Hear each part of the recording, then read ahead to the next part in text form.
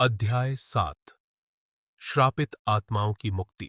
ईशान ने जेफिरोस को हराकर एक गहरी सांस ली, लेकिन उसका दिल अब भी बेचैन था। जंगल की शांति अस्थायी थी और उसे पता था कि जेफिरोस की हार के बाद भी कुछ भयावह रहस्यों का पर्दाफाश होना अब भी बाकी था। आत्माएं जो जेफिरोस की कैद में थीं, अब मुक्त हो चुकी थीं। उनकी धीमी धीमी आवाजें हवा में गूंजने लगीं, मानो वे ईशान को धन्यवाद कह रही हों। ईशान ने देखा कि आत्माएं धीरे धीरे जंगल से विदा ले रही थीं, लेकिन उनके जाते जाते एक गूढ़ संदेश उसके कानों में आया। जेफिरोस केवल एक प्रहरी था, असली श्राप अब भी बाकी है।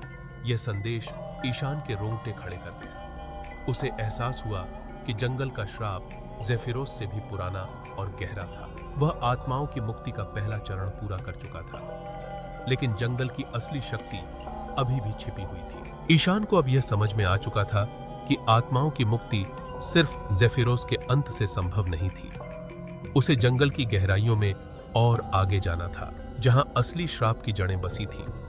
उसकी यात्रा अब और खतरनाक हो गई थी, लेकिन आत्माओं की मदद और जंगल का आशीर्वाद उसके साथ था। ईशान ने एक आखिरी बार उन आत्माओं की ओर देखा जो हवा में विलीन हो रही थीं।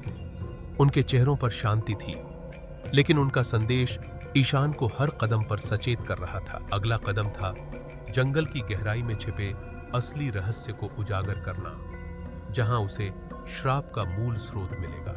अध्याय 8 जंगल का अंत और नया आरंभ में ईशान को इस श्राप के अंत का सामना करना होगा, जहां से उसे न केवल अपनी मुक्ति मिलेगी, बल्कि जंगल का भाग्य भी तय होगा।